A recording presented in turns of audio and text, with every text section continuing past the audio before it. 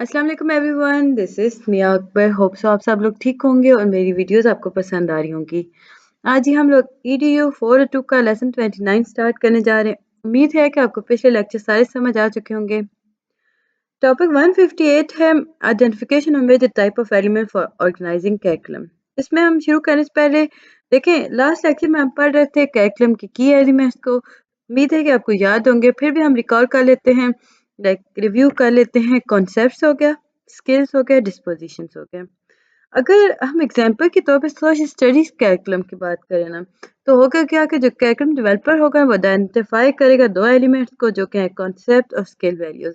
ये एलिमेंट्स जो होते हैं यूनिवर्सिटी प्राइमरी के अंदर थ्रेड के तौर पे, लाइक थ्रेड रनिंग के तौर पे काम करते हैं, यानी कि आपके कॉन्सेप्ट को क्लियर कर देते हैं। नर्सरी प्राइमरी है क्या, या इस प्रोसेस या स्टेज पे हो क्या रहा होता है?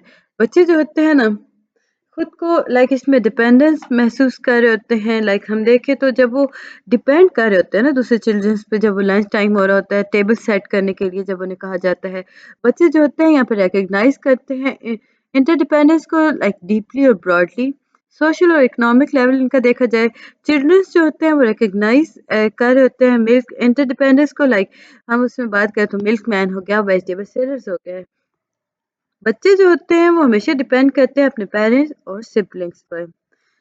टॉपिक 159 है, हम बात करते हैं ऑर्गेनाइजिंग प्रिंसिपल्स की। क्वेश्चन आता है कि what a curriculum developer need to recognise, यानी करिकुलम डेवलपर जो होगा उसे क्या करना चाहिए जब वो डेवलप करता है। एलई के अंदर अगर हम देखें ना, तो ऑर्गेनाइजेशंस के अंदर देखें तो ऑर्गेनाइजेशन क्या करती हैं, वो अचीव करती हैं कंटिन्यूटी को, सीक्वेंस को, इंटीग्रेशन को। इसमें एलिमेंट्स जो होते हैं वो सर्व किए जाते हैं एज ऑर्गेनाइजिंग थ्रेड्स, जिन्हें आइडेंटिफाई किया जाता है। ये एलिमेंट्स जो होते हैं ये एसेंशियल होते हैं आइडेंटिफाई करने के लिए किसी भी प्रिंसिपल को, जो जिनके नतीजे में थ्रेड्स जो होते हैं वो सेम वर्क करते हैं। अब जी हम देखते हैं कि what are organising principle. Organising principle जो होते हैं ये लाइक हम प्लानिंग की अगर बात करें तो ये बेसिस के तौर पे काम करते हैं। इसमें ब्रॉडनिंग बहुत ज़्यादा होती है, डीपनिंग बहुत ज़्यादा हो रही होती है करिकुलम एलिमेंट्स की। टॉपिक 160 है ऑर्गेनाइजिंग प्रिंसिपल्स के अंदर हम अब पॉइंट्स वाइज बात करेंगे। इसमें हम एक्सटेंड करते हैं कॉन्सेप्ट्स को, कैसे हम इंक्रीज कर रहे होते हैं रेंज ऑफ पीपल को, जहाँ पे बच्चे जो होते हैं वो रिकग्नाइज करते हैं इंटरडिपेंडेंस को, इंटरडिपेंडेंट विद देम या विद हिम कर दें। फिर जी सेकंड पे है कि हम इसमें कॉन्सेप्ट्स को एक्सटेंड कर रहे होते हैं रिस्पेक्ट के तौर पे। हम लोगों बच्चों को सिखाते हैं कि आपने किस तरह दूसरों की रिस्पेक्ट करनी है। शुरू में हमने देखा ना कि रेंज ऑफ पीपल को हम रिकग्नाइज करवा रहे होते हैं, हम इंक्रीज करते हैं कॉन्सेप्ट्स। फिर जी हम एक्सटेंड करते हैं कॉन्सेप्ट्स जिसके अंदर आप रिस्पेक्ट्स को, रिस्पेक्ट ऑफ काइंड पीपल, तो बच्चों को आप रिकग्नाइज कराते हो। ऑर्गेनाइजिंग प्रिंसिपल के अंदर हम कंटिन्यूटी, सीक्वेंस और इंटीग्रेशन की बात कर रहे होते हैं। एप्लीकेबल्स अगर देखें तो ये जो एक्सपीरियंस होते हैं ये लर्नर के ऊपर काफ़ी एप्लीकेबल्स होते हैं।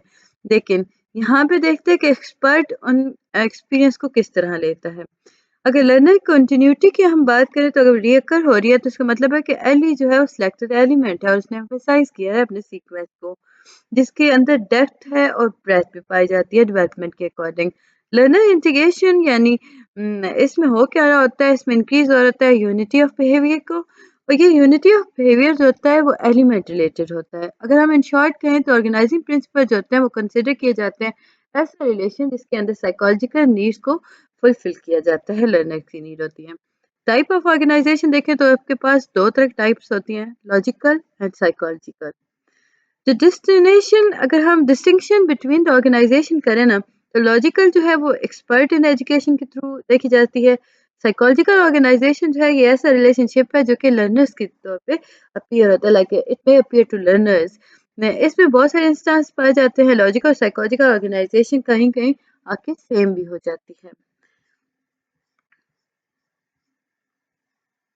अब रिलेशनशिप की हम अगर बात करें ना, तो इसमें हम देखें तो इसका सिग्निफिकेंट मीनिंग होता है एक्सपर्ट के ऊपर, लॉजिकल हम बात कर रहे होते हैं, और यही अप्रिशिएट होता है साइकोलॉजिकल ऑर्गेनाइजेशन के अंदर। यानी कि सेम इसमें क्या आ गया, इसमें सेम ये आया कि जो एक्सपर्ट होते हैं उनके नज़दीक इन दोनों रिलेशंस का मतलब और सिग्निफिकेंट सेम होती हैं। अब जब वो डेवलप कर रहे होते हैं स्कीम्स, इस रिलेशंस को लेकर, तो वो क्या कर रही होती है, वो लर्नर्स की हेल्प कर रही होती है, वो लर्नर्स को मोटिवेट कर डेवलप कर रहे होते हैं। अगर हम कहें तो अगर हम डिफरेंट इसको बताएं, यानी कि डिफरेंशिएशन इसके बताएं, तो वो ये होगा कि जो connection seen by the expert वो क्या होंगे, क्रोनोलॉजिकल ऑर्गेनाइजेशन और development which are meaningful to learner. अब क्रोनोलॉजिकल ऑर्गेनाइजेशन है क्या? जब हम लर्निंग एक्सपीरियंस को क्रोनोलॉजिकल ऑर्डर में देते हैं, तो हम देखते हैं कि कॉन्सेप्ट्स को किस तरह इवॉल्व किया गया है, the passage of time, over a period of time. इसमें मुख्तलिफ सब्जेक्ट्स आ जाते हैं। अब वो सब्जेक्ट्स क्या हैं? हिस्ट्री हो गई, जियोग्राफी हो गई, साइंस हो गया, लिटरेचर हो गई, आर्ट्स हो गई। इसमें मुख्तलिफ प्रिंसिपल्स आते हैं। तो हम देखें, आपके पास आया ए पे के ऑर्गेनाइजिंग करिकुलम के अंदर प्रिंसिपल होंगे ना, इसमें हम देखें तो ब्रेथ ऑफ एप्लीकेशंस पाई जाती हैं, रेंज ऑफ एक्टिविटीज इसमें इंक्लूड होता है, इसमें डिस्क्रिप्शन यूज किया जाता है जो एनालिसिस को फॉलो कर रहे होते हैं, इसमें हम डेवलपमेंट ऑफ स्पेसिफिक इलस्ट्रेशंस को देख रहे होते हैं, और ये ब्रॉडर प्रिंसिपल के तौर पर चल रहा होता है। इसमें हम इंक्रीजली यूनिफाइड वर्ड पिक्चर को यूज कर रहे होते हैं, जिसके स्पेसिफिक पार्ट्स होते हैं जो लार्जर और लार्जर होल की तरफ चलती है। 163 organising structure. Level of structure elements हम देखें तो आपके पास 3 लेवल्स हैं, largest, intermediate, lowest. Largest level जो है, इसमें हम स्पेसिफिक सब्जेक्ट के अकॉर्डिंग रहते हैं, ब्रॉड फील होती है।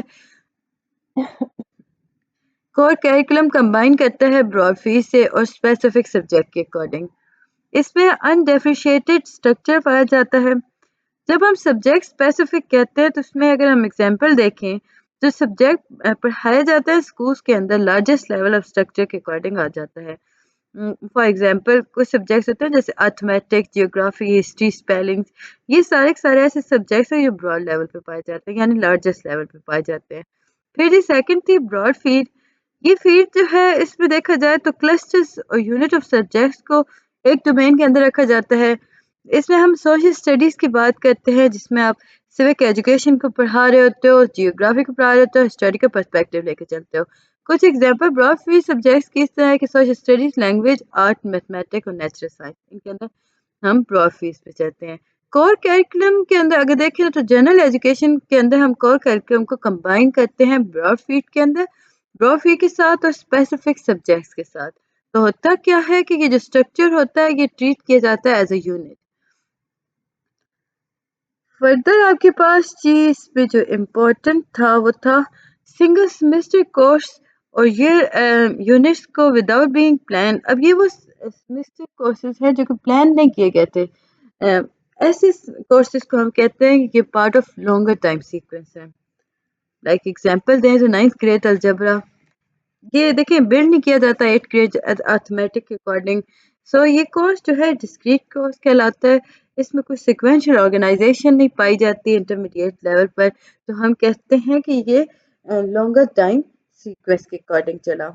लोएस्ट लेवल ऑफ ऑर्गेनाइजेशन देखें तो आपके पास जो लेसन पढ़ाया जाता है सिंगल डे के अंदर, उसे हम कहते हैं कि डिस्क्रीट यूनिट था।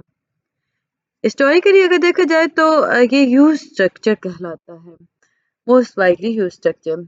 टॉपिक जो होता है मे लास्ट फॉर सेवरल डेज और वीक। यूनिट जो होता है वो अराउंड प्रॉब्लम उसमें आ जाता है। हमें जो स्टूडेंट जो होते हैं उसमें मुख्तलिफ वीक तक वर्क करते हैं। इसके एडवांटेजेस और डिसएडवांटेजेस भी आ गए।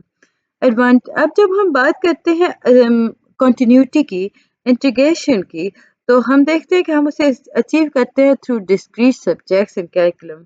डिस्क्रीट लेसन क्या करते हैं कि प्रॉब्लम को क्रिएट करते हैं। इसमें हम वर्टिकल ऑर्गेनाइजेशन को इम्पॉसिबल बना देते हैं अटेन कराने में, यानी कि उसे फुलफिल कराने में। वर्टिकल ऑर्गेनाइजेशन जो होती हैं वो डिमांड करती हैं कोर्सेज को कि वो ऑर्गेनाइज किया जाए with over a period of year in larger unit और लार्जर फ्रेमवर्क के अकॉर्डिंग। तो ये था जी लेसन 29। उम्मीद है कि आपको समझ और पसंद आया होगा। काइंडली मेरे चैनल को लाइक और सब्सक्राइब जरूर कर दीजिएगा। वीडियो पसंद आती है तो कमेंट भी करें। Lesson 30, achieving integration. Achieving integration जो है ये लाइक डिफिकल्ट प्रोसेस है। इसमें होता क्या है कि आप ऑर्गेनाइजिंग स्ट्रक्चर को ना स्पेसिफिक पीस के अंदर लेके आते हो। इसमें आप अरेंजमेंट करते हो एलिमेंट्स की। हर पीस जो होता है वो यूनिफाइड फॉर्म में होता है। इसमें आप रिलेशनशिप को डेवलप करते हो हर पीस को इस तरह ऑर्गेनाइज करते हो, उन्हें इतना ऑर्गेनाइजिंग स्ट्रक्चर प्रोवाइड करते हो कि वो डिफिकल्ट हो जाता है। लाइक हम उसमें जब जैसे जैसे लार्ज नंबर ऑफ पीसेस को ऐड करते जाते हैं। एग्जाम्पल अगर देखें तो एलिमेंट्री स्कूल के अंदर ऑर्गेनाइजेशन हो रही होती है ना 8 और 9 सब्जेक्ट्स की, तो वो काफ़ी डिफिकल्ट है अचीव करना। Core curriculum and integration. Core curriculum जो होता है इसमें हम लेस डिफिकल्टी की बात करते हैं। इससे हम क्या करते हैं कि जब आप इंटीग्रेशन को अचीव कर रहे होते हो ना, इंटरपोजिशन करते हो बाउंड्रीज की between subjects, like integration with daily life experience of student. जैसे हम बहुत सारे इश्यूज होते हैं जो डेली लाइफ में या डेली लाइफ सिचुएशंस के अंदर स्टूडेंट को फेस करने पड़ते हैं। तो इससे क्या किया जाता है, नैरो सब्जेक्ट लाइन के अकॉर्डिंग उन्हें हैंडल किया जाता है। Advantage of large structure organisation. कोई भी स्ट्रक्चर अरेंजमेंट हो रही होती है ना, वो क्या करती है, वो प्रोवाइड करती है लार्जर ब्लॉक ऑफ टाइम को, जिसके अंदर एडवांटेजेस होते हैं ऑर्गेनाइजेशन के अकॉर्डिंग। इसमें स्पेसिफिक यूनिट्स को पढ़ाया कट आउट किया जा रहा होता है। स्पेसिफिक यूनिट की अगर हम बात करते हैं तो ये वो यूनिट है जो प्लान होते हैं। इसमें कुछ किस्म ट्रांजिशंस पाई जाती हैं, इसमें कंसिडरेशंस पाई जा रही होती हैं। अब होता क्या है कि जब इसे कट आउट किया जाता है, लाइक इसमें हम थोड़ा मॉडिफिकेशन करके इन्हें थोड़ा कम कर देते हैं, टू द पॉइंट बात करते हैं, तो इससे काफ़ी फ़ायदा होता है। चिल्ड्रंस जो होते हैं वो नेक्स्ट एक्टिविटी की तरफ मूव कर सकते हैं विदाउट टायर्ड, यानी कि हम कहें कि वो थके बगैर आगे जा सकते हैं। लेसन 31 है ऑर्गेनाइजिंग प्रोसेस। ऑर्गेनाइजिंग प्रोसेस के अंदर आपके पास जो इम्पोर्टेंट है वो है जी कैरिकुलम के लिए जो क्राइटेरिया होता है। हम लोग शुरुआत से देख रहे हैं कंटिन्यूटी, यस और नो। सीक्वेंस, सीक्वेंस में क्या देखते हैं कि गुड सीक्वेंस है या नहीं। इंटीग्रेशन, कितना नाइसली इंटीग्रेट हुआ है जिस चीज़ को हम प्रेजेंट करें क्लासरूम के अंदर। फिर है जी स्टेप ऑर्गेनाइजिंग कैरिकुलम। इसमें हम देखें तो जनरल स्कीम्स आ जाती हैं ऑर्गेनाइजेशंस की, जनरल ऑर्गेनाइजिंग प्रिंसिपल आ जाता है जो कि इन फील्ड्स को डिसाइड कर होता है, और ये डिसाइड जो हो रहा होता है ना, ये फॉलो किया जाता है ऑर्गेनाइजिंग प्रिंसिपल्स को। फिर जी kind of low level unit देखा जाता है, डेवलपिंग फ्लेक्सिबल प्लान और सोर्स प्लान देखा जाता है, स्ट्रक्चर स्टूडेंट टीचर प्लानिंग की जाती है। ये जनरल ऑपरेशन प्रोसीजर है जो कि मुख्तलिफ कैरिकुलम डेवलपर्स यूज़ कर रहे होते हैं। जनरल स्कीम ऑफ ऑर्गेनाइजेशन के अंदर अगर हमारे पास जो फर्स्ट स्टेप था ना, उसमें हम देखें ना लाइक दिस। अब इसमें हम देखते हैं कि हुआ क्या। इसमें जी एग्री किया जाता है किन चीज़ों पे, स्पेसिफिक सब्जेक्ट्स पर, ब्रॉड फीस पर, कोर कैरिकुलम को यहाँ पे यूज़ किया जाता है। सेकेंड स्टेप क्या था, अब इसमें जनरल ऑर्गेनाइजिंग प्रिंसिपल्स, इसमें आप क्या करते हो, जनरल ऑर्गेनाइजिंग प्रिंसिपल्स को आप एग्री करते हो, आप उनके अकॉर्डिंग डिसाइड करते हो सारे प्रोसेस को, कैरिकुलम को। एग्जाम्पल देखें तो अब प्रिंसिपल है तो वो क्या करेगा, वो सीक्वेंस को फॉलो करेगा। जब वो मैथमेटिक पढ़ा रहा होगा, फिर अगर मैथमेटिक का टीचर है तो वो क्या करेगा, वो ट्रीट करेगा अर्थमेटिक एलिमेंट्स को फर्स्ट, फिर वो अलजेब्रिक तरफ जाएगा और फाइनली ज्योमेट्रिक तरफ जाएगा। जनरल प्रैक्टिस अगर देखें तो इसमें अलजेब्रिक लाइक जनरली हो क्या रहा होता है कि अलजेब्रिक पहले पढ़ाया जाता है, फिर अर्थमेटिक, देन ज्योमेट्रिक की तरफ जाया जाता है, और कभी कभार ज्योमेट्रिक्स को और अर्थमेटिक को एक साथ ट्रीट किया जा रहा होता है। लो लेवल यूनिट थर्ड स्टेप था। इसमें हम बात करते हैं डेली लेसन्स की, टॉपिक सीक्वेंस की, टीचिंग यूनिट की। फ्लेक्सिबल प्लानिंग का स्टेप 4। इसमें हम डिफाइन करते हैं कि कौन सा लेसन जो है वो लाइक उसके उसके अंदर कितने टॉपिक्स हैं और टीचर ने कौन सा लाइक टॉपिक पढ़ाना है और किस तरह यूनिट को क्रिएट करना है, यानी कि फ्लेक्सिबल प्लान। अब फर्स्ट स्टेप क्या होगा फ्लेक्सिबल प्लान करने के लिए, डेवलप फ्लेक्सिबल प्लान और सोर्स यूनिट। अब जो प्लान है वो टीचर जो होगी ना, वो जिस पे वर्क कर रही होगी वो पर्टिकुलर ग्रुप ऑफ स्टूडेंट्स के अकॉर्डिंग होगा, पर्टिकुलर एक्टिविटीज टीचर उसमें ऐड करेगी, टीचर स्टूडेंट ओरिएंटेशन हो रही होंगी, मुख्तलिफ एक्टिविटीज सेम चल रही होंगी, पर्टिकुलर क्लास के अंदर सारा प्रोसेस चल रहा होगा। फिर है स्टेप 5 टीचिंग स्टूडेंट प्लानिंग। अब इसमें देखें तो ऑर्गेनाइजिंग करिकुलम की बात आ गई। अब जब पर्टिकुलर एक्टिविटीज टीचर की हम बात करते हैं तो स्टूडेंट के साथ प्लान करके काम करती हैं ना मुख्तलिफ एक्टिविटीज को लेकर। अब ये जो एक्टिविटीज होती हैं ये पर्टिकुलर क्लास के अकॉर्डिंग होती हैं। स्टूडेंट्स जो होते हैं वो प्लान करते हैं टीचर के साथ, और वो लाइक हम इसमें बात करते हैं तो ये प्लानिंग का एक अहम हिस्सा होता है। मुख्तलिफ एक्टिविटीज पाई जाती हैं। कुछ एक्टिविटीज जो होती हैं वो इतनी अच्छे से प्लान्ड होती हैं कि टीचर जो ऑब्जेक्टिव चाह रही होती है वो अच्छे से उसे अचीव करवा सकती है। तो ये था जी हमारा लेसन 31। उम्मीद है कि आपको पसंद और समझ आया होगा। कहानी में चैनल को लाइक और सब्सक्राइब कर दे, वीडियो को अंत तक देख करें और डाउनलोड मत किया करें। काइंडली काइंडली इसे फुल ऑनलाइन आके देखा करें ताकि थोड़ा सा मुझे भी फ़ायदा हो सके, बिकॉज मैं आपके लिए इतना ढेर सारा वर्क कर रही हूँ और इन रिटर्न मेरे पास कुछ भी मुझे इसका बेनिफिट नहीं हो रहा। सो प्लीज़ कीजिएगा। मिलते हैं नेक्स्ट वीडियो में, तब तक के लिए अल्लाह हाफिज़।